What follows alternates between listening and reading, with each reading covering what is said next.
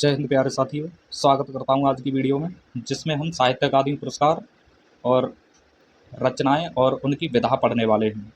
दोस्तों, दरोगा वाले पेपर में रचनाएं तो पूछी जाती हैं, साथ में उनकी विधा भी पूछी जाती है।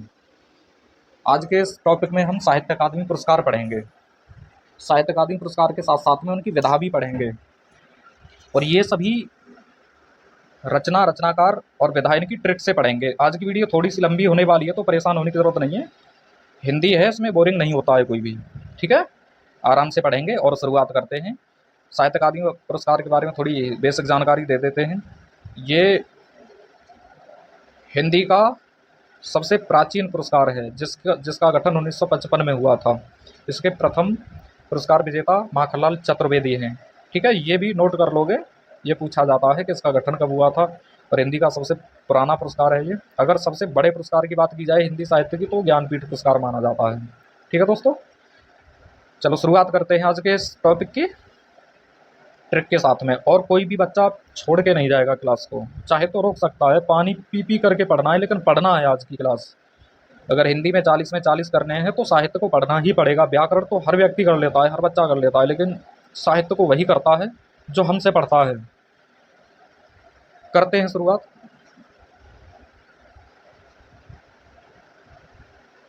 देखिए, माखनलाल चतुर्वेदी, ठीक है, और इनकी रचनाएं हेमतरंगिनी और विधा इसकी काव्य। विधा या शैली एक ही बात होती है, ये ध्यान रखोगे, इसमें कन्फ्यूजन होने की जरूरत नहीं है।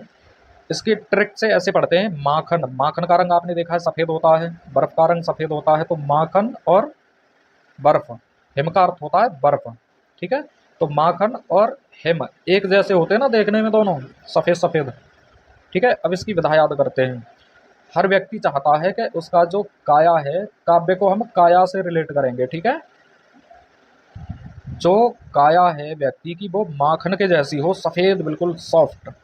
ठीक, तो माखन कैसा दिखता है? बर्फ़ के जैसा। और हर व्यक्ति को काया कैसी चाहिए? बर्फ़ के जैसी, माखन के जैसी। ठीक है, अगला आप देखिए, वासुदेव शरण अग्रवाल। अच्छा, इसको आप ऐसे भी ध्यान रख सकते हो, माखनलाल चतुर्वेदी और हेमतरंगिनी को। माखन हिम, और माखन जो बनता है वो काव। अगर काया भूल जाए तो काव ध्यान रखना, यानी गाय। काव के दूध से, ठीक है, माखन बनता है, और माखन बर्फ़ जैसा दिखता है। ठीक है, दो तरीके से बताया है। माखन बर्फ़ जैसा दिखता है, और हर व्यक्ति माखन के जैसी काया चाहता है। ठीक है, अगला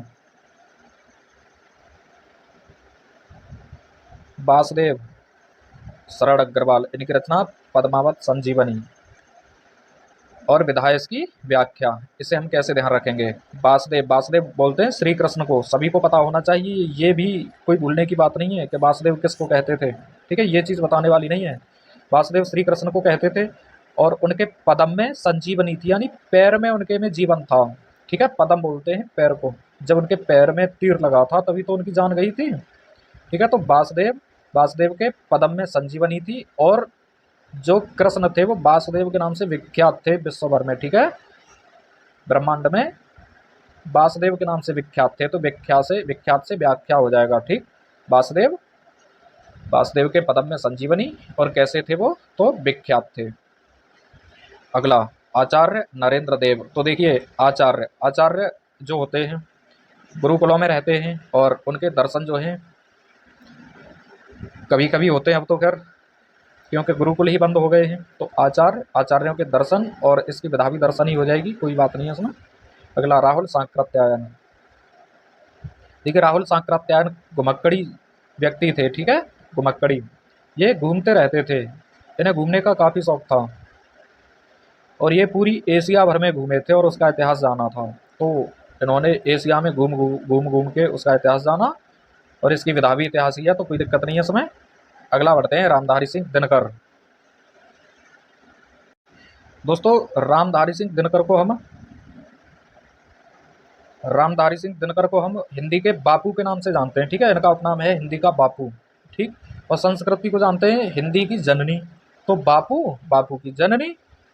ठीक है, हिंदी के बापू हो गए और हिंदी की जननी हो गई संस्कृति, और इसकी विधा भी है भारतीय संस्कृति, तो इसमें भी कोई दिक्कत नहीं है। अगले की तरफ आते हैं, सुमित्रा नंदन पंत।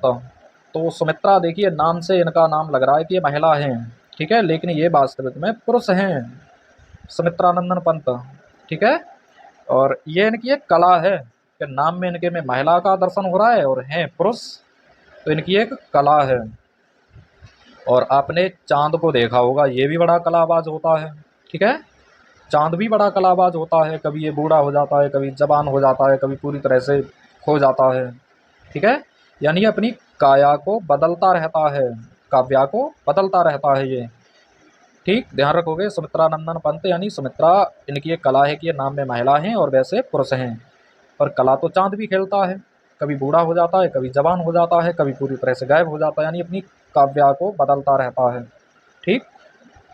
अगला भगवती चरण वर्मा। भगवती चरण वर्मा, भगवती होता है भगवान का स्त्रीलिंग, यानी जो भगवान को भूल गए या भगवती को भूल गए तो वो सिर्फ चित्रों में ही रह जाएंगे, ठीक है। चित्रों में जिसके ऊपर हार चढ़ा दिया जाएगा। जब कोई व्यक्ति चित्र में रह ही गया तो फिर उसकी अस्थियों को गंगा जी में फेंक दिया ले जाके, ठीक है। गंगा जी में फेंक दिया तो अब वो व्यक्ति जब पानी में ही रहेगा तो फिर वो प्यासा कैसे रहेगा, यानी उसकी वो जिंदगी भर प्यासा नहीं रहेगा। उपन्यास को हम प्यास से ध्यान रखेंगे, प्यास उपन्यास, ठीक है। प्यास उपन्यास, ठीक दोस्तों, प्यास उपन्यास। ध्यान दोगे, भगवती को जिसने बुला दिया वो केवल बोले बिसरे चित्रों में ही रह गया और उसकी अस्थियों को बहा दिया गंगा जी में, और अब वो हमेशा पानी में रहेंगी तो वो प्यासी नहीं रहेंगी अब, ठीक है। अब वो व्यक्ति कभी प्यासा नहीं रहेगा। तो उपन्यास प्यास। बढ़ते हैं अगले की तरफ। दोस्तों बस पढ़ते रहिए, मुस्कुराते रहिए, कोई छोड़ के नहीं जाएगा क्लास को। अगर कोई बीच में छोड़ के चला गया तो ये ठीक नहीं होगा, उसके लिए मैं बहुत पीटूंगा उसे फिर, अगर मुझे पता पड़ गया कि कौन कौन छोड़ के गया था क्लास को। मैं इतनी मेहनत कर रहा हूँ और आप लोग पढ़ते नहीं हो। देखिए 1962 में पुरस्कार नहीं दिया गया था, ठीक है, ये नोट करके लिख लोगे, स्पेशली ये जेल वाले पेपर में पूछा गया था 2018-19 में जो पेपर हुआ था, ठीक है, जेल वाला, उसमें। अच्छा ये क्यों नहीं दिया गया था 1962 में, कारण क्या था इसको ना देने का?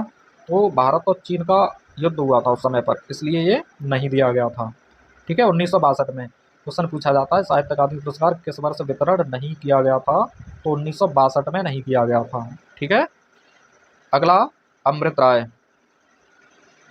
देखिए दोस्तों, अमृत राय जो थी ये मुंशी प्रेमचंद के बेटे हैं, ठीक है, और इन्होंने अपने पिताजी के ही बारे में लिखा है। और जब किसी के बारे में लिखते हैं तो जीवनी कहलाती है, जब अपने बारे में ही लिखते हैं तो उसे आत्मकथा कहते हैं। ये तो सभी को पता होगा, अगर ये भी नहीं पता होगा तो फिर तुम पिटने वाले हो मुझसे, ठीक है।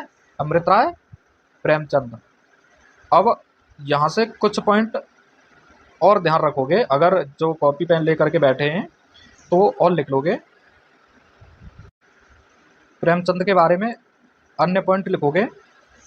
इन्हें किस किस नाम से और जाना जाता है तो लिखोगे इसके, कलम का सिपाही तो ये दे ही रखा है, कलम का मजदूर भी इन्हीं को कहते हैं, कथा सम्राट कहते हैं, कहानी सम्राट कहते हैं, उपन्यास सम्राट कहते हैं, और एक और नाम है इनका मैक्सिम गोर्की, भारत का मैक्सिम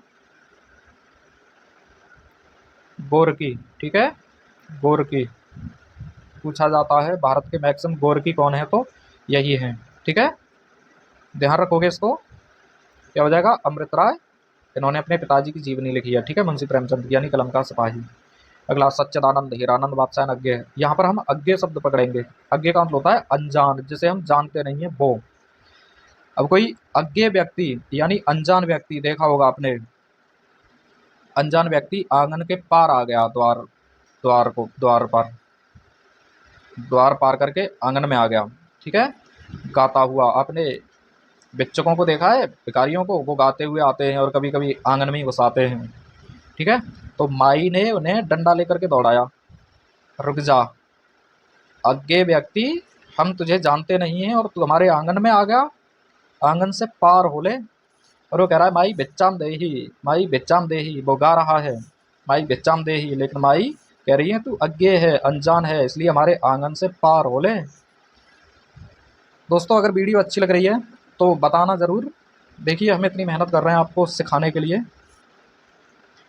तो आपका इतना तो बनता ही है कि हमें बताएं कमेंट करके, ठीक है। बढ़ते हैं अगले की तरफ। डॉक्टर नगेंद्र। नगेंद्र की रचना रस सिद्धांत, इनके बारे में थोड़ा जानोगे नगेंद्र के बारे में। ये रसवादी आलोचक हैं, ठीक है, बहुत बड़े, सबसे बड़े यही हैं। अगर क्वेश्चन आए कभी कि रसवादी आलोचक सबसे बड़े कौन है, तो वो यही है, डॉक्टर नगेंद्र। इन्होंने रस सिद्धांत की विवेचना की है, इनकी रचना भी यही है रस सिद्धांत, और विधा भी यही है विवेचना। अगले जैनेन्द्र कुमार। जैनेन्द्र कुमार, अब यहाँ पर जैनों का काम होता है व्यक्तियों को मुक्ति दिलाना, ठीक है। जो जैन धर्म वाले लोग होते हैं, जैन संप्रदाय वाले, वो मुक्ति दिलाते हैं। और मुक्ति कब मिलती है, जब व्यक्ति भूखा प्यासा रहता है। भूखा प्यासा, तो प्यास उपन्यास। मुक्ति कब मिलेगी, जब प्यासे रहोगे, भूखे प्यासे रहोगे, ठीक है, तपस्या करोगे भूखे प्यासे रह करके, तभी तो मुक्ति मिलेगी। अगले आते हैं अमृतलाल नागर। अमृत, देखिए अमृत, इनके नाम में ही अमृत है, इनकी विधा भी अमृत और विष है, ठीक है। अमृतलाल नागर, रचना इनकी अमृत और विष, और उपन्यास यानी प्यास। अब जो व्यक्ति है वो समझ नहीं पा रहा है कि मैं अमृत से अपनी प्यास बुझाऊं कि विष से प्यास बुझाऊं, ठीक है, तो वो दोनों ही पी गया और उसने अपनी प्यास बुझा ली। अमृत विष से बुझाई प्यास, उपन्यास, ठीक है। अमृत का अमृत और विष, और इससे बुझ गई प्यास। अगले आते हैं हरवंश राय बच्चन। हरवंश राय बच्चन, इनको सभी जानते हैं। हरवंश राय बच्चन मूवी में दारू पी करके कितनी अच्छी एक्टिंग करते हैं। इनके बेटे अमिताभ बच्चन, ठीक है। तो एक शराबी को आपने देखा होगा कितना भी, इन्होंने, हरवंश राय बच्चन ने शराब के ऊपर ज़्यादा रचनाएं की हैं, ठीक है, ये चीज़ याद रखोगे आप। हरवंश राय बच्चन ने सबसे ज़्यादा शराब के ऊपर, जैसे मधु कलश है, मधुशाला है, मधुबाला है, 10 द्वार से सोपान तक है, ये चीज़ें हरवंश राय बच्चन ने शराब के ऊपर ज़्यादा रचनाएं की हैं। तो आपने शराबियों को देखा होगा, कितनी भी दारू पी ले फिर वो चट्टानों की तरह अड़े हो जाते हैं, ठीक, दो पैरों पर चट्टान की तरह हो जाते हैं। और जब दारू पी लेते हैं तो उसके नशे में फिर वो क्या क्या गाते हैं, ये तो सभी को पता है ना। काव्य, कविता, यानी कौन क्या क्या कविता करते हैं, फिर वो चट्टान की तरह अड़ग हो जाते हैं। और फिर जो भी सामने मिलता है वो उसे क्या क्या गा गा करके सुनाते हैं। गाने का मतलब क्या क्या कहते हैं उससे, काव्य का मतलब कविता, ठीक है।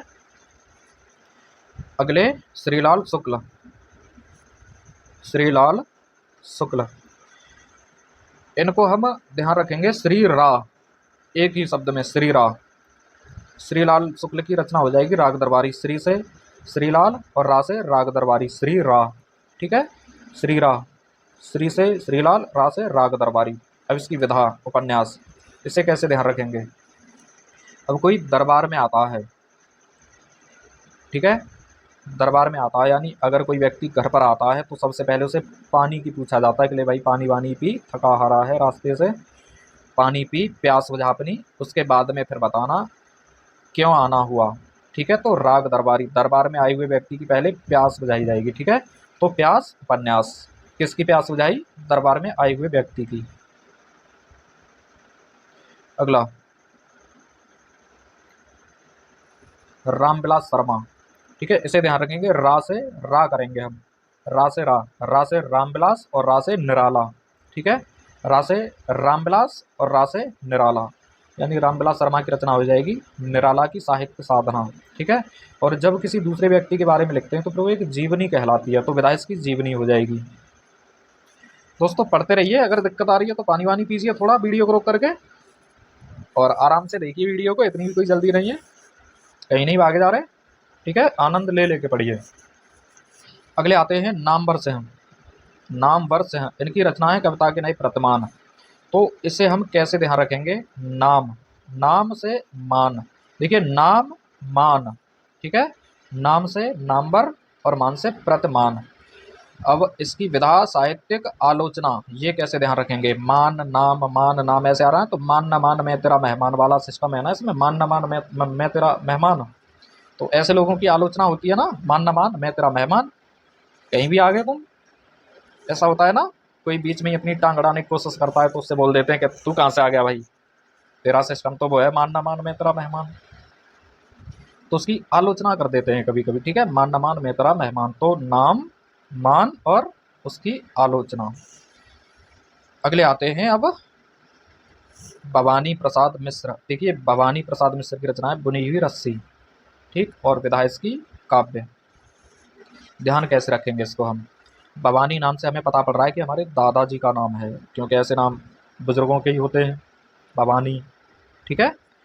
और बुजुर्गों को देखा है, वो कुछ न कुछ काम करते रहते हैं, कभी चारपाई बुनते हैं, कभी रस्सी बुनते हैं, ठीक है। तो रस्सी बुनते जा रहे हैं हमारे दादाजी और गीत गाए जा रहे हैं, वो गुनगुनाते भी रहते हैं जब कोई काम करते हैं तब, ठीक है। तो गीत का मतलब कविता गाते जा रहे हैं।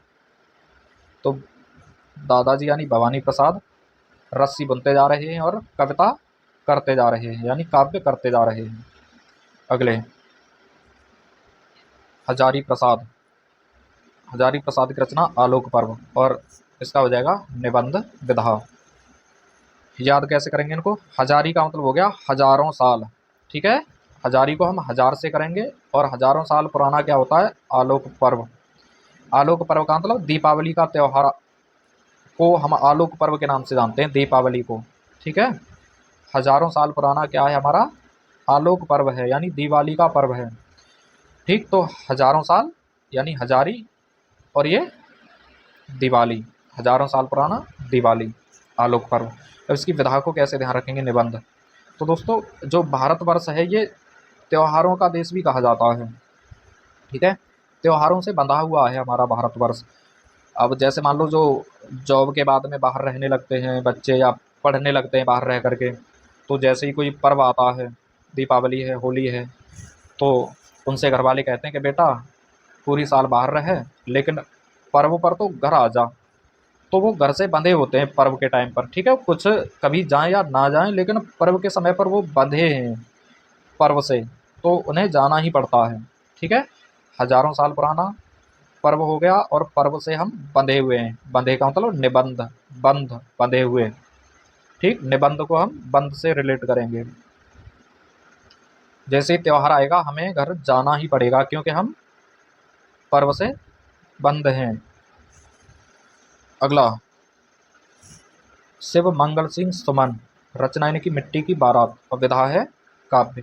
इसे कैसे ध्यान रखेंगे, शिव जी की बारात देखी आपने, शिव जी की बारात, मिट्टी की बारात थी, उसमें भूत प्रेत गए थे नाचते हुए, ठीक है। तो मंगल यानी शिव जी की बारात है, किसकी है, मिट्टी की है। भूत प्रेत सीधे शमशान से उठ के चल गए तो धूल मिट्टी में है वो, तो वैसे भी शिव जी की बारात है तो मिट्टी की होगी, धूल मिट्टी की, उसमें भूत प्रेत जा रहे हैं शमशान से उठ के। और जिस बारात में कविताएं ना हो, यानी गीत गाने ना हो, तो फिर बारात ही कैसी। तो विदाई इसकी हो जाएगी कविता यानी काव्य, ठीक है। बारात में गीत गाना, कविता गाना, किसकी बारात में, शिव जी की बारात में क्या गाए गए, गीत, काव्य। अगले आते हैं भीष्म साहनी, भीष्म साहनी। दोस्तों भीष्म साहनी की रचना तमस, और इनकी विधा उपन्यास। ध्यान कैसे रखेंगे इसको, आपने महाभारत देखा होगा, महाभारत में भीष्म पितामह है, बहुत अच्छे से करेक्टर पता होगा इनका। ये सरसैया पर अर्जुन इन्हें डाल देते हैं, तमस यानी अंधेरे में, तमस का मतलब अंधेरा होता है, एक कोने में ले जाके डाल देते हैं इनको, ठीक है। भीष्म पितामह को, भीष्म पितामह कहाँ पर हैं, तमस में यानी अंधेरे में। अब उन्हें प्यास भी लगती है, देखा होगा आपने, भीष्म पितामह को प्यास लगती है, तो अर्जुन से कहते हैं हे अर्जुन एक तीर मारो धरती में, और उसकी धारा सीधे मेरे मुंह में गिरे, जिससे मेरी प्यास बुझ जाए। उपन्यास प्यास। तो भीष्म कहाँ पर हैं, तमस में, और कैसे थे वो, प्यासे थे, यानी प्यास किसने बुझाई थी, अर्जुन ने, ये ध्यान रखना, ठीक है। भीष्म किसमें थे, तमस में थे, और प्यासे थे, ठीक। उपन्यास प्यास। आते हैं यशपाल सेन, यशपाल तेरी मेरी उसकी बात, ठीक। यशपाल तेरी मेरी उसकी बात, रचना है इनकी, और विधा है उपन्यास। देखिए यशपाल नाम का एक लड़का है, वो बात करता है, और उसमें कोई तीसरा शामिल हो जाता है तो कहानी बिगड़ जाती है उसकी, फिर वो भूखा प्यासा रहने लगता है, ठीक है। अक्सर करके किसी कहानी में तीसरा आता है ना, तो यशपाल नाम का लड़का है ये। वैसे तो यशपाल की और उसकी बात होती थी, लेकिन कोई तीसरा भी आ गया इसमें, तो फिर वो भूखा प्यासा रहने लगा, यानी फिर वो प्यासा रहने लगा, पानी तक भी नहीं पीता, और ये बेचारा प्यासा ही रहता है। तो यशपाल तेरी मेरी उसकी बात, और अब ये कैसा रहने लगा है, प्यासा, क्योंकि इसकी बात नहीं होती अब इसलिए। ठीक है दोस्तों, ये केवल एक ट्रिक है, ज़्यादा दिल पर नहीं ले जाना है और भावनाओं में नहीं बहना है, फिर अभी भूखे प्यासे रहने लगो। ओके, देखिए अगले हैं शमशेर बहादुर से हम। शमशेर बहादुर, अब देखिए शेर भी हैं बहादुर भी हैं, तो किसी से चूकेंगे नहीं। जो शेर होता है, बहादुर होता है, कभी वो चूकता है किसी से नहीं चूकता। तो ये भी कह रहे हैं कि मैं भी नहीं चूकूंगा किसी से, भाई मैं बहादुर हूँ, शेर हूँ। अरे गा गा के कहते हैं, यानी कविता कर करके कहते हैं सबसे कि मैं शेर हूँ, बहादुर हूँ, मैं नहीं चूकूंगा किसी से। ठीक है, तो कैसे लोग नहीं चूकते हैं? जो शेर होते हैं, बहादुर होते हैं, और क्या करते हैं वो, ये बात सबको गा गा के बताते हैं, चिल्ला चिल्ला के कि मैं शेर हूँ, बहादुर हूँ, मैं चूकूंगा नहीं। ठीक है, गाने का मतलब कविता, कविता का मतलब काव्य। अगले आते हैं भारत भूषण अग्रवाल, रचना इनकी उतना वह सूरज है, और विधा हो जाएगी इनकी काव्य। तो इसमें हम सब लेंगे भूषण, भूषण को हम बनाएंगे भीषण। भीषण, भीषण एक विशेषण होता है ना, भीषण गर्मी ऐसे करके, तो भूषण से हमने कर लिया भीषण, और भीषण गर्मी कौन देता है? सूरज। ठीक है, तो जब सूरज भीषण गर्मी देता है, तो जो काव्या है ना, काव्या यानी काया, ये जल भुन के काली पड़ जाती है। ठीक है, तो भीषण गर्मी कौन देगा?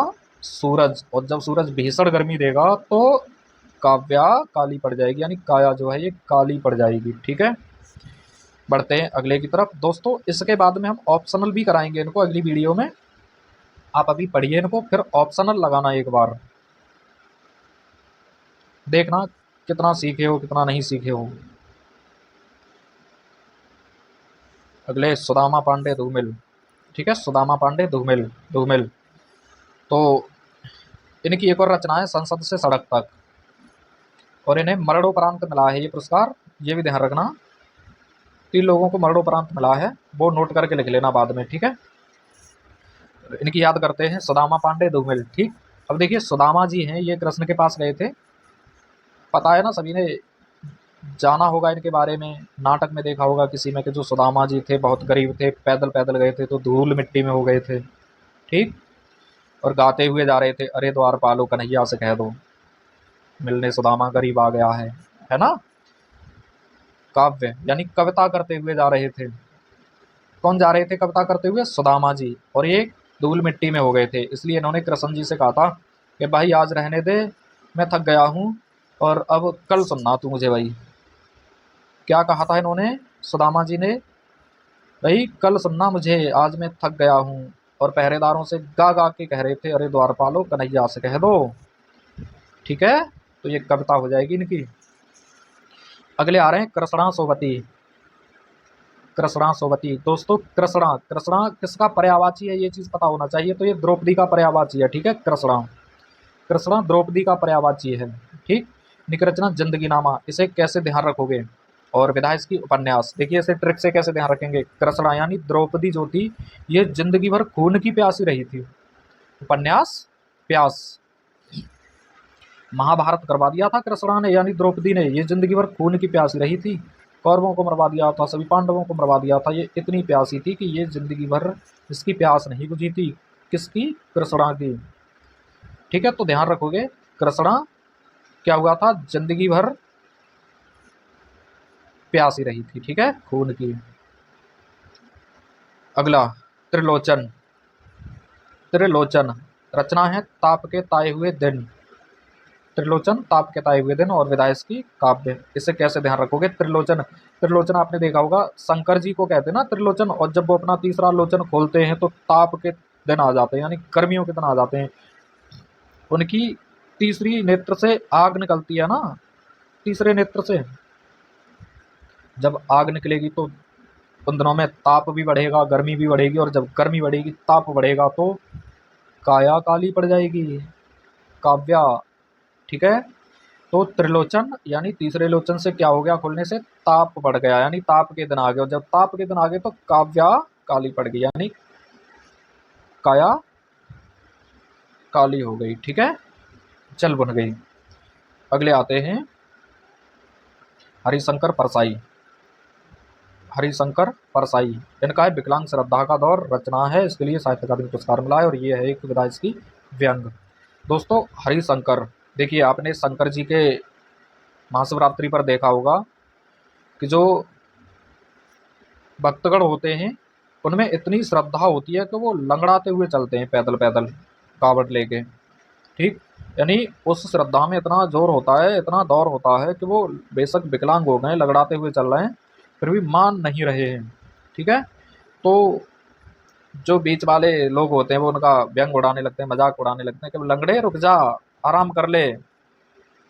तो हरिशंकर यानी शंकर की श्रद्धा में यानी विकलांग हो गए और लोग उनका व्यंग कर रहे हैं, लोग उनका व्यंग कर रहे हैं, मजाक उड़ा रहे हैं कि लंगड़े रुक जा, विकलांग आदमी रुक जा, थोड़ा आराम कर ले तब जाना।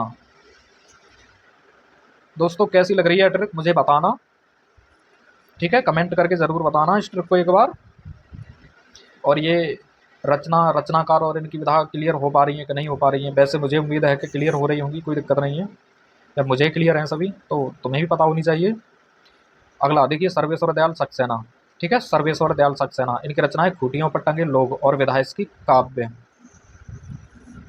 इसे कैसे ध्यान रखेंगे? सर्वेश्वर यानी सर्व ईश्वर, जिसने सर्व ईश्वर से बिगाड़ ली तो फिर वो खूंटियों पर टंग जाएगा। ठीक है, खूंटियों पर टांग देंगे ना उसे मटकी में बंद करके, अगर किसी ने सर्वेश्वर से यानी जो सर्वशक्तिमान है, भगवान है, उससे बिगाड़ ली तो फिर लोग वो जो बिगाड़ लेगा सर्वेश्वर से वो चला जाएगा इस दुनिया से, और जब चला जाएगा तो उसकी अस्थियों को लोग खूंटियों पर टांग देंगे मटकी में बांध के। ठीक है, और केवल उसके गीत रह जाएंगे, फिर क्या फला आदमी बहुत अच्छा था, बहुत भला आदमी था वो, तो फिर क्या होता है, अब तो वो खूंटियों पर टंग गया। ठीक है, अब तो केवल कविताएं कहते रहो उसकी। अगले आते हैं रघुवीर सहाय, इनकी रचना है हम लोग भूल गए हैं और विधा इसकी काव्य। ठीक है, रघुवीर सहाय, लोग भूल गए हैं और काव्य। अब देखिए, जो जिनको लोग भूल जाते हैं, जिनको लोग भूल जाते हैं उनकी सहाय कौन करते हैं? रघुवीर, यानी रघुवीर हमेशा सहाय करते हैं उन लोगों की जिन्हें लोग भूल जाते हैं।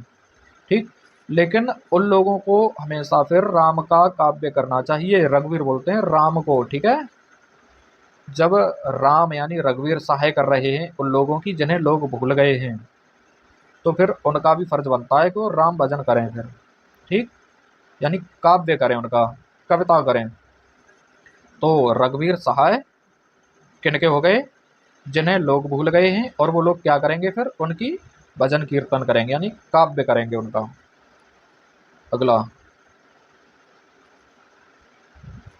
निर्मल वर्मा, रचना इनकी काव्य और काला पानी, और विधा हो जाएगी इसकी कहानी।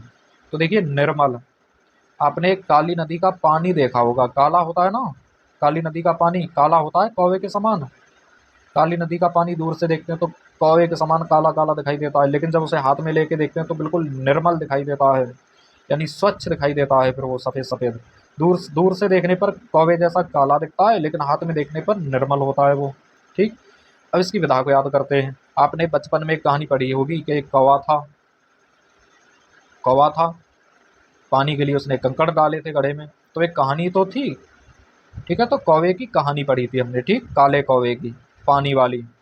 ठीक, काले कौवे की पानी वाली कहानी। ठीक, अगला,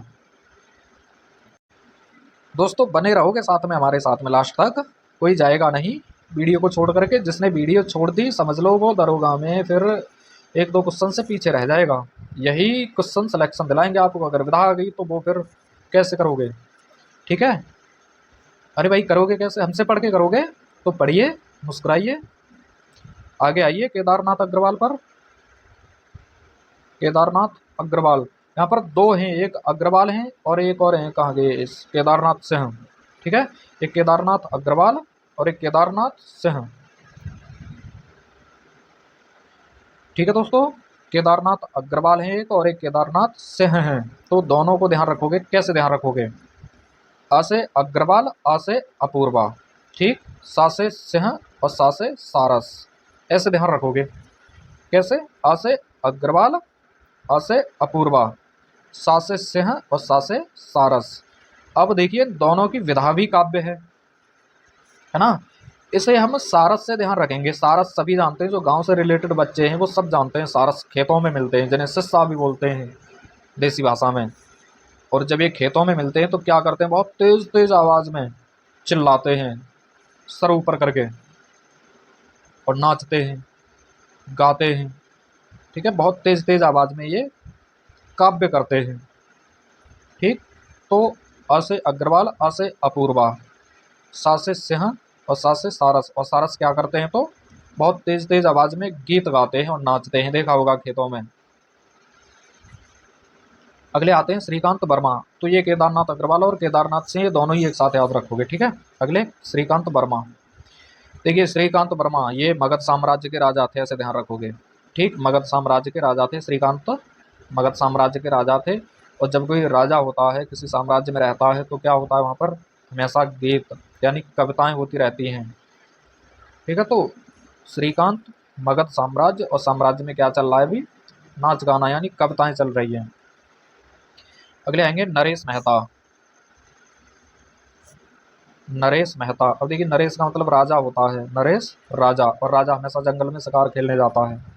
ठीक है, राजा जी यानी नरेश जी जंगल में शिकार खेलने गए अरण्य में, और ये क्या देखते हैं वहाँ पर मोर वगैरह मिलते हैं, बहुत सी चिड़ियाँ मिलती हैं जो गीत गाती रहती हैं, काव्य करती रहती हैं। गीत का मतलब कविता करना। ठीक है, काव्य करना, गीत कविता काव्य ये सब एक ही बात होती है ना, अलग अलग मत समझना। ठीक है, तो नरेश कहाँ गए, अरण्य में यानी जंगल में, और जंगल में क्या देखा इन्होंने कि वहाँ तो बहुत सारे मोर हैं, चिड़ियाँ हैं जो काव्य कर रहे हैं यानी कविता कर रहे हैं। ठीक है, बढ़ते हैं अगले की तरफ। ये केदारनाथ से हो गए, केदारनाथ अग्रवाल के साथ में अपूर्वा और सारस। ठीक है, अगले शिव प्रसाद सिंह, सितारे हिंद। शिव प्रसाद सितारे हिंद, इनका उपनाम है सितारे हिंद। अब देखिए सितारों के बीच में चांद नीला पीला दिखाई देता है ना, तो सितारों के बीच में कैसा चांद दिख रहा है, नीला, नीला चांद, नीला पीला चांद। ठीक है, और एक आता है करवा चौथ। ठीक, करवा चौथ पर देखा होगा तुमने, महिलाएं होती हैं शादीशुदा, वो अपने नीले पीले चांद को देख करके पानी पिलाती हैं, और पानी पिला करके व्रत तोड़ती हैं ना, यानी पानी पिलाना यानी प्यास बुझाती हैं उनकी पानी पिला करके। ठीक है, पहले छलनी में नीले पीले चांद को देखती हैं, फिर प्यास बुझाती हैं पानी पिला करके। तो कैसे ध्यान रखना है, शिव प्रसाद सितारे हिंद। अब सितारों के बीच में नीला पीला चांद दिखेगा, नीला पीला चांद दिखेगा, तो फिर महिलाएं पानी पिलाएंगी जिससे प्यास बुझेगी। ठीक, अगला दोस्तों ये एक ट्रिक है, भावनाओं में मत बह जाना। ठीक, अगले हैं गिरजा कुमार माथुर। रचना इनकी मैं वक्त के हूँ सामने, और विधा इसकी काव्य। कैसे ध्यान रखना है, देखिए दोस्तों वक्त बड़ा बलवान है, इसके सामने किसी की नहीं चलती। ठीक, तो गिरजा वक्त के सामने, गिरजा वक्त के सामने यानी वक्त के सामने अच्छे अच्छे गिर गए हैं, इसके सामने किसी की नहीं चली है। ठीक है, और ये लोग चिल्ला चिल्ला के बताते हैं, गा गा के, कि गिरजा वक्त के सामने, वक्त की लाठी में इतना दम है कि आवाज़ नहीं करेगी लेकिन दर्द बहुत देगी। ठीक है, तो ध्यान रखोगे गिरजा किसके सामने, वक्त के सामने। और लोग कैसे बताते हैं इसे, गा गा के, कविता कर करके। ठीक, तो वक्त के सामने विदा हो जाएगी इसकी कविता। अगले गिरिराज किशोर। रचना ढाई घर, विधा उपन्यास। ध्यान कैसे रखेंगे, देखिए किशोरावस्था में हम क्या करते थे, खेलते थे ना, घर घर घर घर खेलते थे, बालू में पैर दे के घर बनाते थे, मिट्टी में पैर दे के घर बनाते थे, तो घर फूट जाता था कुछ, तो कभी दो रह गए, कभी ढाई हो गया। घर तीन बनाए थे लेकिन ढाई रह गया वो फूट करके। ठीक है, किशोरावस्था में यही तो करते थे, किशोर जब थे हम तो ढाई घर बना लेते थे, फूट जाता था। और खेलने में इतने मस्त रहते थे कि भूखे प्यासे लगे रहते थे, यानी ना प्यास लगती थी ना भूख लगती थी। तो ढाई घर कैसा हो जाएगा, प्यास, यानी ढाई घर बनाने में हमें ना प्यास लगती है ना भूख लगती है, तो बता क्या हो जाएगी ढाई घर की, प्यास उपन्यास। ठीक, कब बनाते थे, जब किशोर थे। ठीक है, एक बार फिर से, जब हम किशोर थे तो क्या करते थे, घर बनाते थे, और इतने बनाते थे कि प्यासे रहते थे हम, भूखे प्यासे रहते थे, तब भी हम खेलना नहीं छोड़ते थे। अगला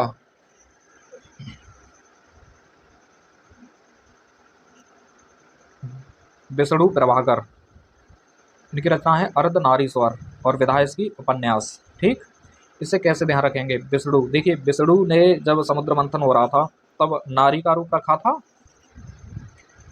ठीक है, नारीश्वर, विष्णु ने समुद्र मंथन के समय नारी का रूप रखा था, तो विष्णु अर्धनारी बन गए थे, ठीक। और उन्होंने सभी उसमें से अमृत निकला था, तो उसे पिला पिला के सभी देवताओं की राक्षसों की क्या बुझाई थी, प्यास, यानी उपन्यास। ध्यान रखोगे, विष्णु प्रभाकर क्या बने थे, नारी बने थे। और क्या किया था उन्होंने, तो सभी देवताओं की अमृत पिला के प्यास बुझाई थी, ठीक है। अगला, अशोक वाजपेयी। अशोक वाजपेयी, ठीक है। रचना इनकी कहीं नहीं वहीं, और विधा हो जाएगी काव्य। दोस्तों एक काव्य है, एक तो ये है अशोक वाजपेयी, एक और आएंगे कैलाश वाजपेयी, ठीक है। कैलाश वाजपेयी, ये दोनों ही ध्यान रखोगे, दोनों की रचनाएं, दोनों की रचनाओं की विधा काव्य है, कैलाश वाजपेयी और एक अशोक वाजपेयी, ठीक। इनको ध्यान कैसे रखोगे अब, अशोक वाजपेयी और कैलाश वाजपेयी को। देखिए एक नाम सुना होगा आपने राजनीति में, अटल बिहारी वाजपेयी। वैसे तो बहुत भले आदमी थे, बहुत अच्छे नेता थे वो, लेकिन हमें तो ट्रिक से मतलब है, ठीक है। तो अशोक वाजपेयी हैं, कैलाश वाजपेयी हैं, अटल बिहारी वाजपेयी हैं, ठीक। तो क्या करते हैं ये अशोक वाजपेयी, ये जो कैलाश वाजपेयी हैं, पहले उन्हें देखो, कैलाश वाजपेयी वो हवा में हस्ताक्षर कर देते हैं, उनकी रचना है हवा में हस्ताक्षर। इसे ध्यान कैसे रखना है, अटल बिहारी वाजपेयी हैं और ये भी वाजपेयी हैं, यानी नेताजी हैं। अब नेताओं का काम क्या करना होता है, हवा में बातें करना, है ना, यही तो होता है, हवा में बातें करना। तो अब ये हैं, तो ये हवा में हस्ताक्षर कर देते हैं, हवा में हस्ताक्षर कर देते हैं। जो नेताजी होते हैं वो हवा में बातें करते हैं, लेकिन ये हवा में हस्ताक्षर करते हैं, ठीक है।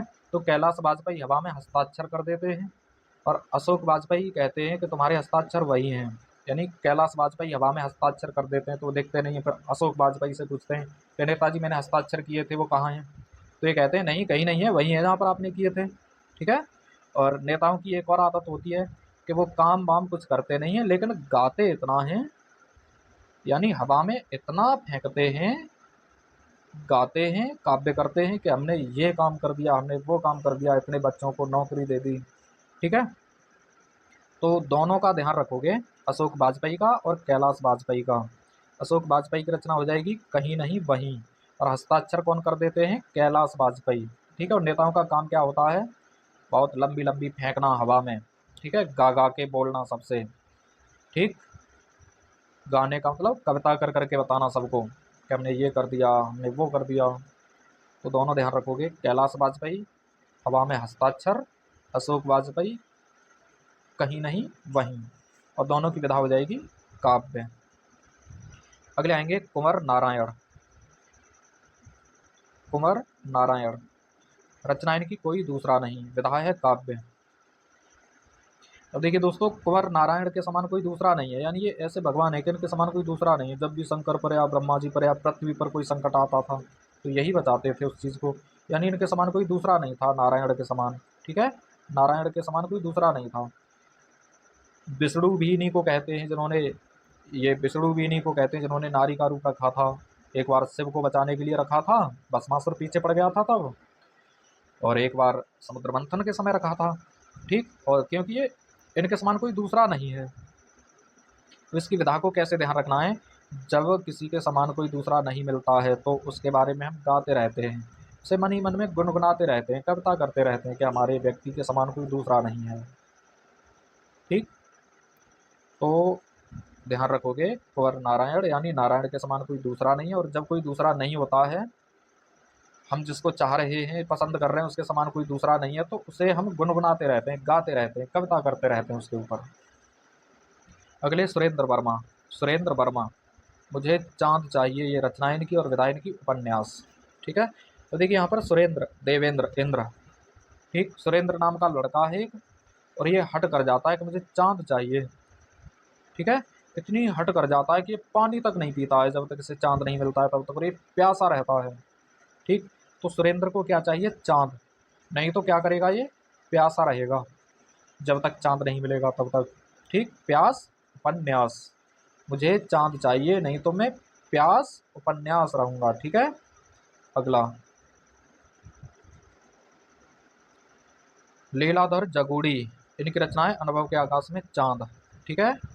और विधायक की काव्य, इससे ध्यान कैसे रखेंगे, देखिए लीलाधर जगूड़ी, जगूड़ी जूड़ा, तुमने देखा होगा भगवान शिव के जूड़े में चांद है ना, भगवान शिव के जूड़े में चांद, जूड़ा जूड़ी ऐसे ध्यान रखना, जूड़ा जगूड़ी जूड़ा जगूड़ा, और उनके आकाश में चांद है, यानी जूड़ा में चांद है। ठीक।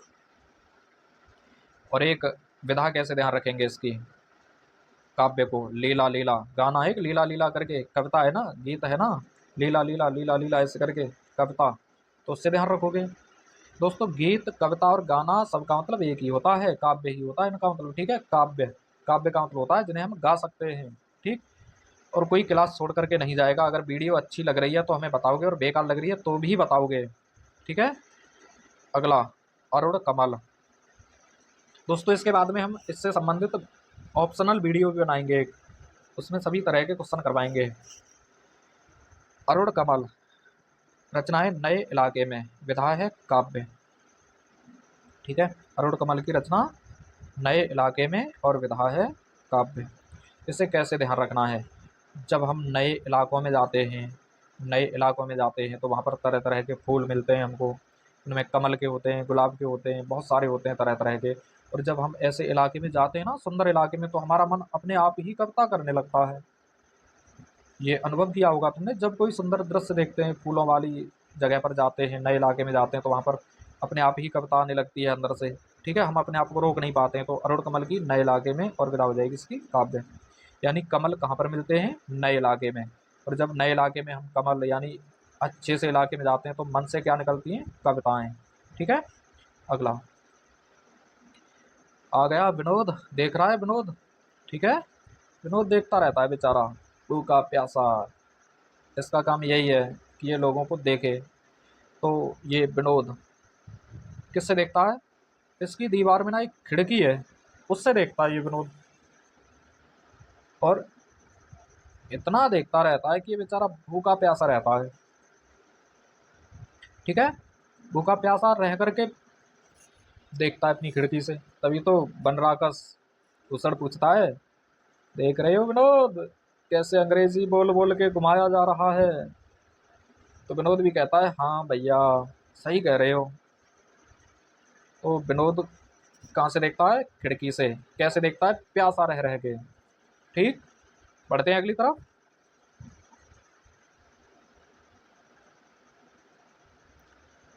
मंगलेश डबराल, मंगलेश डबराल, इसे हम जो देखते हैं और इसकी विधा है काव्य। इसे कैसे ध्यान रखना है, हमने बचपन में एक नाटक आता था, शक्तिमान आता था, जूनियर जी आता था, राजा रेंचो आता था, काफ़ी समय पहले की बात है, लगभग 10 साल पहले की। तो ये नाटक आते थे, शक्तिमान, राजा रेंचो। उसी में एक और आता था, गबराल विकराल, गबराल विकराल, और उसे हम देखते थे। किसे देखते थे, गबराल विकराल को। ठीक है, तो गबराल विकराल से हो जाएगा मंगलेश डबराल, उसे हम देखते हैं, यानी हम जो देखते हैं। और जब नाटक आते हैं तो उनमें कविताएं भी आती हैं, यानी गाने भी आते हैं। ठीक है, तो इससे ध्यान रखोगे, मंगलेश डबराल यानी गबराल, क्या करते थे, हम उसे देखते थे और उसमें क्या आते थे, कविता यानी गाने आते थे। अगला, अलका सराबगी, इनकी रचना है कलकत्ता बाया बाईपास और विधा इनकी उपन्यास। इससे कैसे ध्यान रखेंगे, यहाँ पर अलका नाम की एक लड़की है, वो शराबी है। ठीक है, अलका नाम की लड़की है, शराबी है, शराब पी के वो बाईपास होकर के जाती है।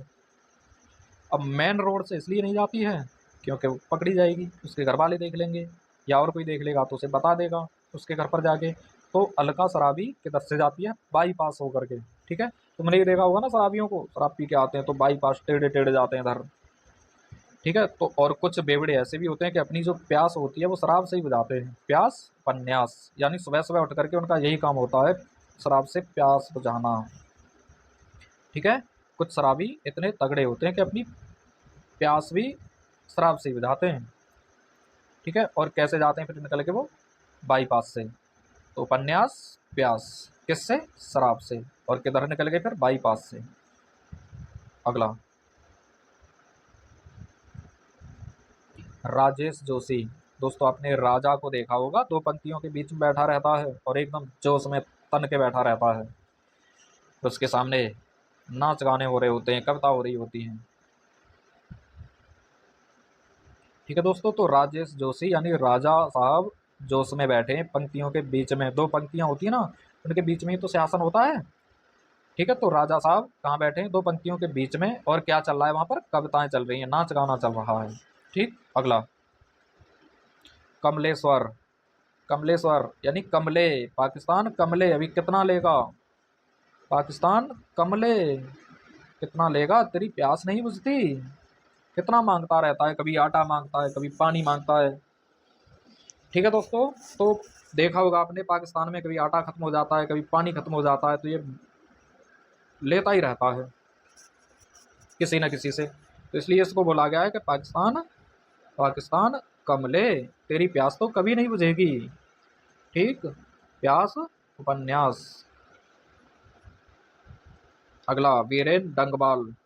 वीरेन डंगबाल इनकी रचना है दुष्चक्र में सृष्टा और विधा इसकी काव्य यानी कविता या गीत। अब देखिए जो वीर पुरुष होते हैं ना, वीर, वीरेन, वीर, वीर, वीरन, अगर वो दुष्चक्र में फंस जाएं यानी बुरे चक्र में फंस जाएं तो वो भी गीत गाने लगते हैं भगवान का, कि भगवान बचा ले मन्ने, बचा ले मन्ने। ठीक है, तो ध्यान रखोगे से वीर पुरुष जब किस्म फंस जाते हैं दुष्चक्र में तो क्या करते हैं? वो गीत गाने लगते हैं भगवान का, जप करने लगते हैं कि भगवान बचा ले। अगला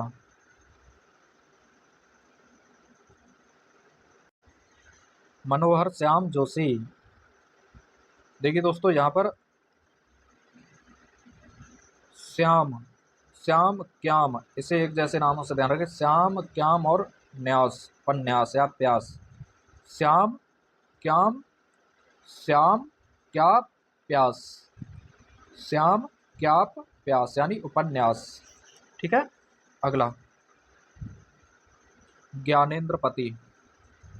अब देखिए जो ज्ञान के पति हो जाते हैं, जो जिनमें ज्ञान कूट कूट के भरा रहता है, बहुत ज्ञान हो जाता है, तो उनकी आत्मा हमेशा संशय में रहती है कि अब क्या करें। ठीक है, उनकी आत्मा हमेशा संशय में रहती है कि अब क्या करें। कि लोगों की जो ज्ञान के पति हो जाते हैं, जिनमें ज्ञान आ जाता है, तो ज्ञान के पति हो जाते हैं और उनकी आत्मा हमेशा संशय में रहती है। ठीक है, और जब किसी के पति बन जाते हैं तो फिर उनको तीन ही चीज़ ध्यान रहती हैं, नून तेल लकड़ी। भूल गए राग रंग, भूल गए छकड़ी, तीन चीज़ याद रही, नून तेल लकड़ी। ठीक है, तो ये कविता हो जाएगी। ज्ञानेन्द्र पति बन गए और उनकी आत्मा संशय में है कि क्या करें क्या नहीं करें। वो गीत ही गाते रहते हैं, भैया तीन चीज़ों से मतलब है उनको, नॉन तेल लकड़ी से, बाकी हम सब भूल गए। बढ़ते हैं अगला।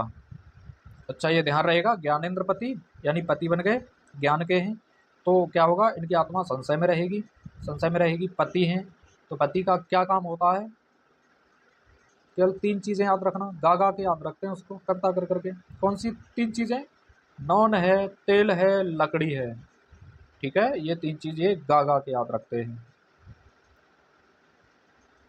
अगले आते हैं अब अमरकांत। दोस्तों वीडियो थोड़ी लंबी हो रही है, लेकिन घबराएं नहीं, पढ़ें, मुस्कुराएं, आनंद से पानी पी पी के पढ़िए, कोई दिक्कत नहीं है। अभी पढ़ोगे तो अच्छा स्कोर करोगे। देखिए अमरकांत अभी पढ़ोगे ना तो आप दरोगा की जॉब करोगे, पुलिस की जॉब करोगे, एसएससी जीडी की जॉब करोगे। ठीक है, वहाँ पर तुमको हथियार मिलेंगे, है ना, हथियार मिलेंगे। तो फिर उनसे क्या करोगे? जो चोर लुटेरे हैं उन्हें उन्हीं हथियारों से मारोगे, अमर कर दोगे। ठीक है, देखिए दोस्तों इसकी ट्रिक है अमरकांत की। अमरकांत हैं ये और इनकी रचनाएं इन्हीं हथियारों से और विधायक की उपन्यास।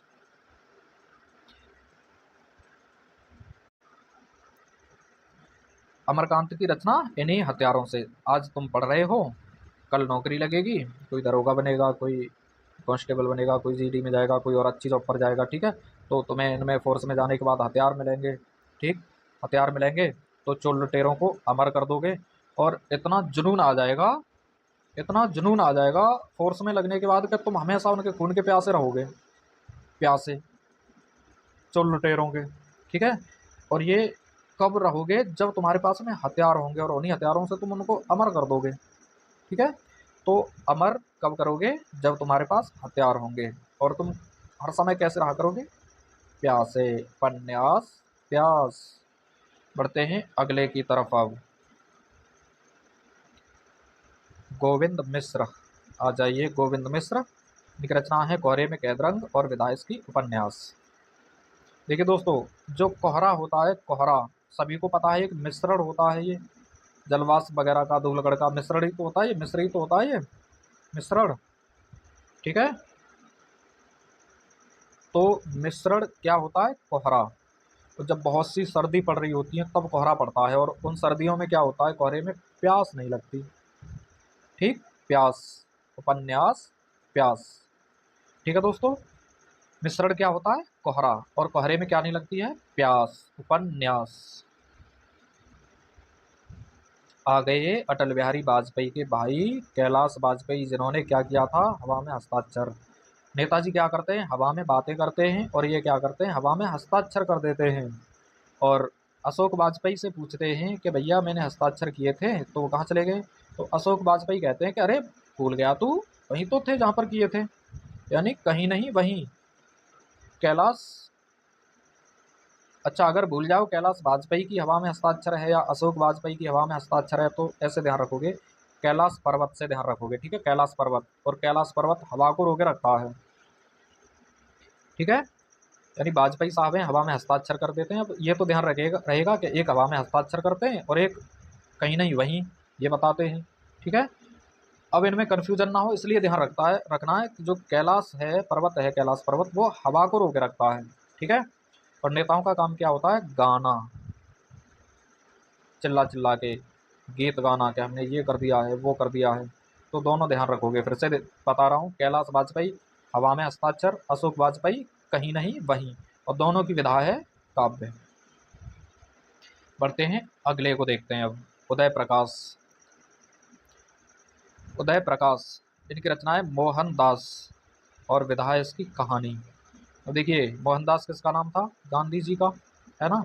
और गांधी जी जब भारत गुलाम था तब ये उदय का प्रकाश लेकर के आए थे। इन्होंने ये एक प्रकाश दिखाया था आज़ादी का, गांधी जी ने। और इनकी कहानी बड़ी विचित्र थी कि इन्होंने इतने दुबले पतले होते हुए भी पूरी कहानी बिगाड़ के रख दी थी अंग्रेज़ों की। ठीक है, तो ये उदय का प्रकाश कौन लेकर के आए थे? मोहनदास करमचंद गांधी। और क्या थी इनकी? एक कहानी थी। ठीक है, इन्होंने कहानी बिगाड़ दी थी अंग्रेज़ों की। ठीक है, तो इसे भी ध्यान रखोगे।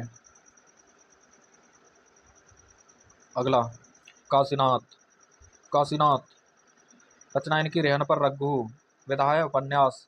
अच्छा, काशीनाथ से एक फिल्म याद आ रही होगी, कात्या। ये 2.5 किलो का हाथ जब किसी पे पड़ता है तो आदमी उठता नहीं, उठ जाता है। अच्छा, इनका एक डायलॉग अलग था, सातों को साथ मारूंगा, एक साथ मारूंगा। ठीक है, ये खून के प्यासे हो गए थे ना उसमें, कात्या के भाइयों के खून के प्यासे। तो देखिए, इसे याद कैसे रखेंगे? काशीनाथ, काशीनाथ का एक भाई था रेहन, रघु। ठीक है, रघु जो कहाँ पर रहता था? रेहन पर रहता था, यानी एक जो झोंपड़पट्टी थी उन पर रहता था ये, रेहन पर। रघु नाम का भाई था काशीनाथ का, और काशीनाथ इसके भाई को यानी रघु को मार दिया था कात्या ने। तो काशीनाथ फिर कात्या के खून का प्यासा हो गया था, प्यास, इसने प्यास बुझाई थी उसके खून से। ठीक है, तो काशीनाथ का भाई कहाँ रहता था? काशीनाथ का भाई कौन था? रघु। ठीक है, और काशीनाथ क्या हो गया था? प्यास, प्यासा हो गया था, प्यास, उपन्यास। अगला,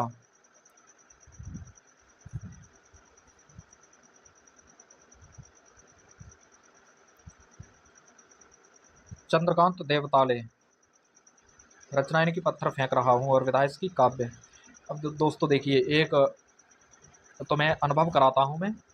शाम का सुहाना मौसम, ठंडी ठंडी हवा चल रही है, और तुम एक ताल पर बैठे हुए हो। शाम का सुहाना मौसम है, ठंडी ठंडी हवा चल रही है गर्मियों के समय में, और एक ताल पर बैठे हुए और ताल में पत्थर फेंक रहे हो। ठीक है, और गीत गुनगुना रहे हो, पत्थर फेंकते जा रहे हो, खुशी में गीत गुनगुनाते जा रहे हो। तो ताल पर बैठे हो और क्या फेंक रहे हो? पत्थर। और क्या कर रहे हो? गीत गा रहे हो। ठीक है, यानी कविता कर रहे हो साथ में, पत्थर फेंकते हुए ताल में, ताल में पत्थर फेंकते हुए कविता कर रहे हो। ठीक है दोस्तों, तो देवताले यानी चंद्रकांत देवताले ताल में बैठ करके क्या कर रहे हैं? ताल पर बैठ करके पत्थर फेंक रहे हैं और एक कविता गाते जा रहे हैं। याद रहेगा ये। अगला मृदुला गर्ग, रचना यानी कि मिलजुल मन, और विधा इसकी उपन्यास। इससे ध्यान रखेंगे मृदुल से, जो मृदुल मन के व्यक्ति होते हैं वो मिलजुल के रहते हैं। ठीक है, मृदुल मन के व्यक्ति होते हैं, मृदुल का मतलब अच्छा होता है। मृदुल मन के व्यक्ति होते हैं वो मिलजुल के रहते हैं, और जो लोग मिलजुल के रहते हैं वो कभी ना तो भूखे रहते ना ही प्यासे रहते हैं। तो प्यास उपन्यास। ठीक है, कैसे मन के लोग मिलजुल के रहते हैं, तो मृदुल मन के, और जो मिलजुल के रहते हैं वो फिर कैसे नहीं रहते हैं, तो वो ना तो भूखे रहते हैं ना ही प्यासे रहते हैं। ठीक है, अगला अगले रमेश चंद्र शाह, रचना इनकी विनायक, विधा है उपन्यास। तो देखिए रमेश चंद्र शाह ये अमित शाह के भैया हैं, ये याद रखिए।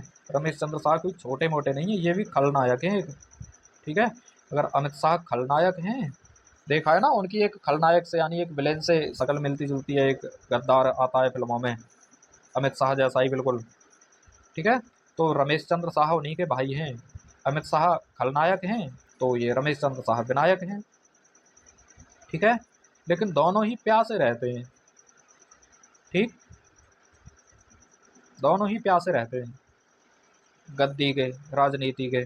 ठीक, तो रमेश चंद्र शाह कैसे हैं, विनायक। अगर अमित शाह खलनायक हैं तो इनके भाई विनायक हैं, और कैसे रहते हैं ये हमेशा प्यासे। उपन्यास प्यास। अगले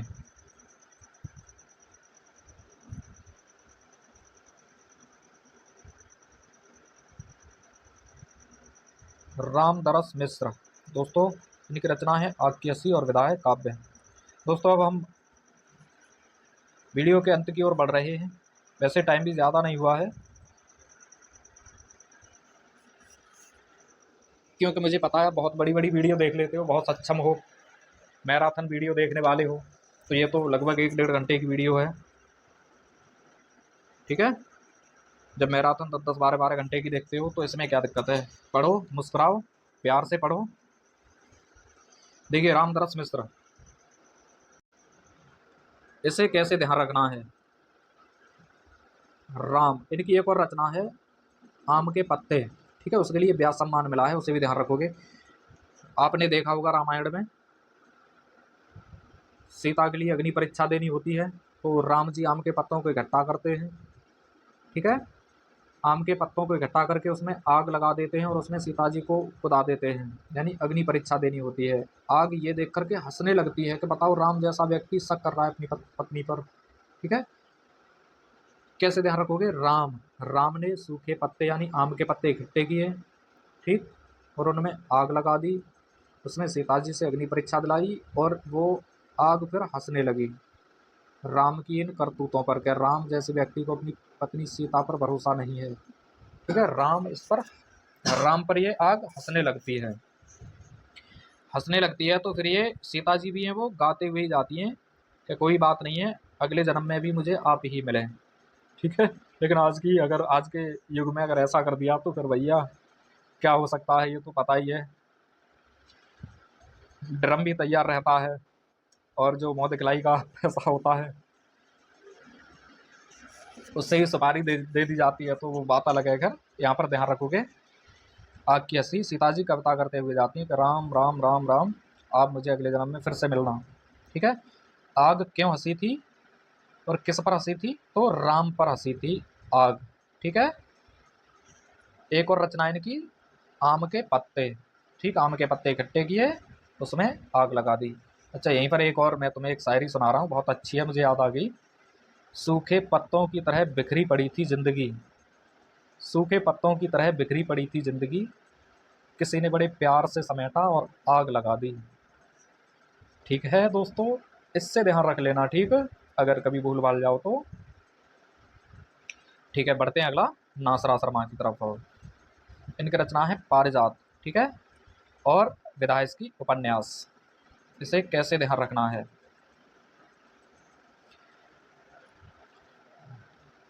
देखिए जब किसी में झगड़ा हो जाता है तो जो महिलाएं होती हैं ऐसी गालियां देती है ना, तेरा नाश हो जाए, नाश हो जाए, तू पराजित हो जाए हर जगह पे, तेरा नाश जाए, पराजित हो जाए। तो नाश से नासरा शर्मा और पराजित से पारिजात। नाश हो जाए तो तू पराजित हो जाए। ठीक है, और वो पानी पी पी के गालियां देती है इस तरह से, यानी प्यास बुझा बुझा के। तेरा नाश जाए, तू पराजित हो जाए, ठीक है। और कैसे देती है, पानी पी पी के, प्यास बुझा बुझा के, ठीक है दोस्तों, ध्यान रखोगे इसे। अगला, रमेश कुंतल मेघ, रचना इनकी विश्व मिथक सरित सागर। ये पाठक गलत हो गया है, सही कर लोगे, विश्व मिथक सरित सागर, ठीक है। और ये समालोचना, साहित्यिक समालोचना या आलोचना।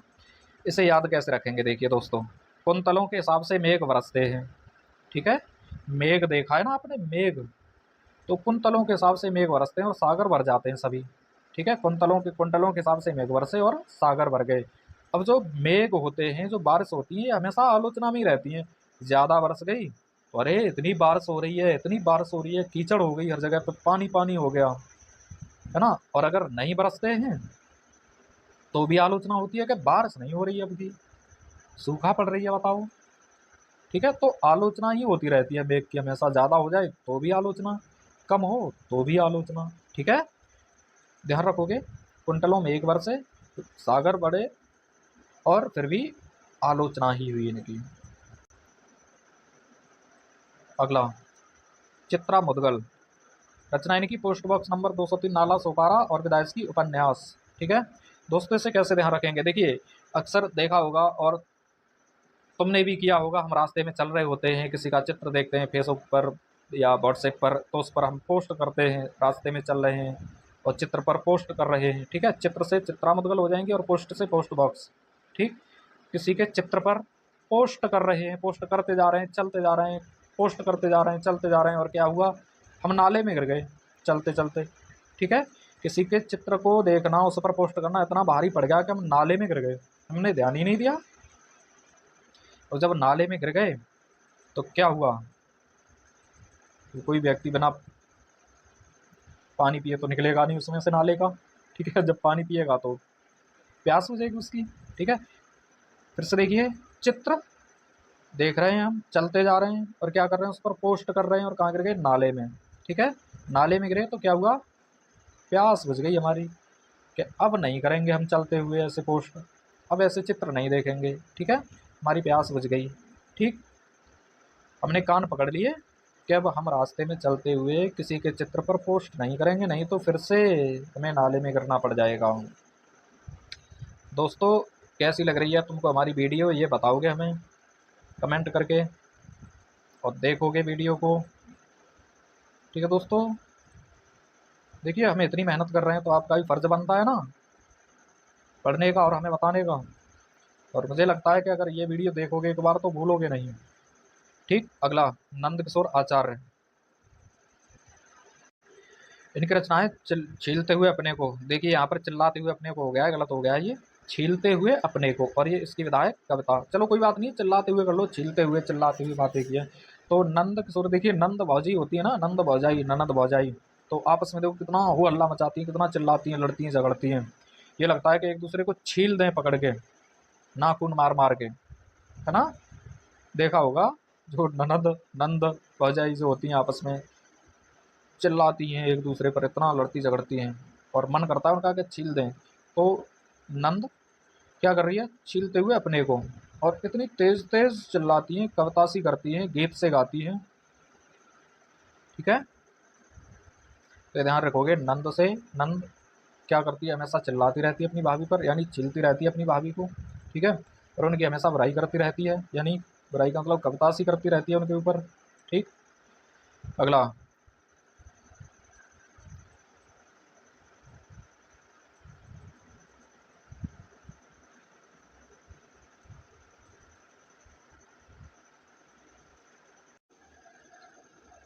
दोस्तों यहाँ पर ये गलत आ गया है, यहाँ पर ये 2020 में ये नहीं है, यहाँ पर आप करोगे इसे हटा करके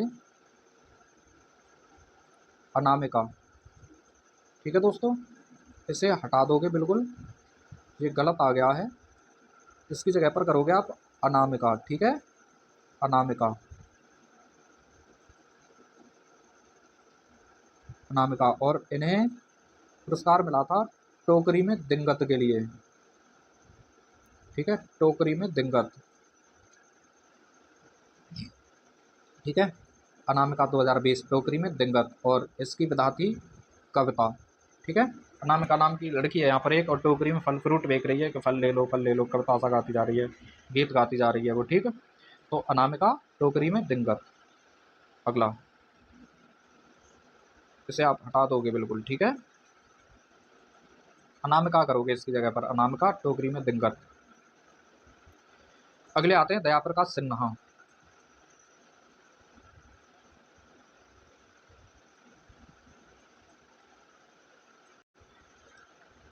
अगले आते हैं दया प्रकाश सिन्हा। ठीक है दोस्तों, इनकी रचना है सम्राट अशोक, और विधा है इसकी नाटक। ये चीज़ आप हटा दोगे यहाँ से, ये गलत हो गया है।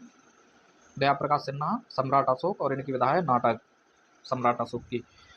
आपने इतिहास में पढ़ा होगा सम्राट अशोक के बारे में। ठीक, इन्होंने एक युद्ध के बाद में हिंसा को त्याग दिया था, यानी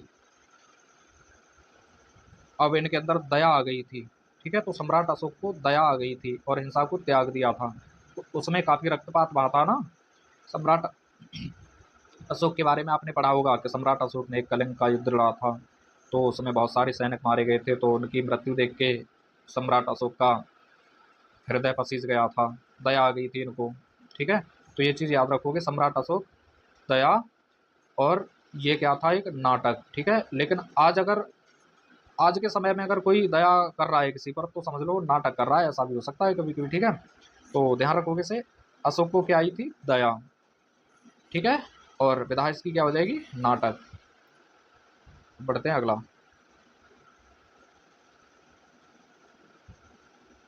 बद्री नारायण, बद्री नारायण, तुमड़ी के शब्द, और विधा इसकी कविता। देखिए बद्री से हो जाएगा, यहाँ पर आप ध्यान रखोगे बद्री यानी बादल जो होते हैं ना, बादल, बादल का छोटा सा जो छोटे छोटे होते हैं टुकड़े, उसे बदरिया बोलते हैं, है ना, बादल, बदरिया, बदरी।